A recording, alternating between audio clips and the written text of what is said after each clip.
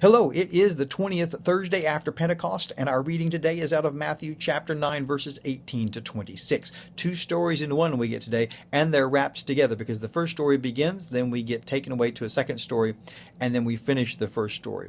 But they're embedded like this because the gospel writers want us to get the importance of what happens in this series of miracles. Because first we have a ruler who comes to Jesus, and we know from Mark's gospel his name is Jairus, and he's a ruler of the synagogue. And he says, "My daughter is dead, but Jesus, I know that you can bring her life." There is a lot of faith. But as Jesus is going with Jairus to his house, a woman with a hemorrhage, an issue of blood, touches the hem of Jesus' garment, and she is healed. Now, the thing about these two situations is that they both involve uncleanness, because the woman with the issue of blood was ritually unclean according to the law. If she touched Jesus, she made Jesus unclean. But that's not what happened. The cleanness came out of Jesus and touched her. And so her life was transformed. She was healed, or as Matthew uses the term for healing there, saved. She was saved by reaching out and touching Jesus. Even in her uncleanness, she was saved. Now, Jesus gets to Jairus' house, and the flute players are playing, and everybody's wailing, and Jesus goes into the bedroom, and he says, "Don't worry," and he touches the girl's hand, and she rises up from the dead. But when he touched her hand, she was a corpse. That was ritually unclean.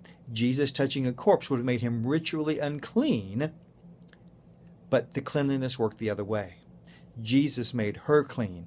Jesus' cleanness cleaned her, and she rose up from the dead. So she was unclean. As soon as the life entered into her, she was clean. And that's what Jesus did. Jesus brought her, resurrected her, you might say, not in the same sense that we be resurrected from the dead, but it's a similar word, the same idea, the same word. One of the resurrection words used in the New Testament that's used here. She arose, and she was made clean.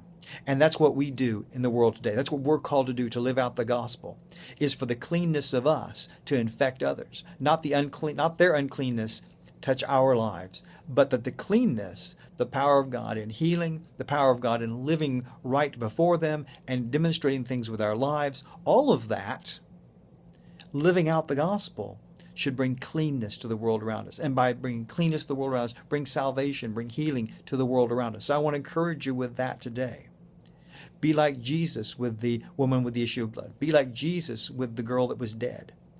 And don't let the uncleanness touch you, but bring cleanness and healing and health to the world. I encourage you with that word today, and I look forward to seeing you tomorrow.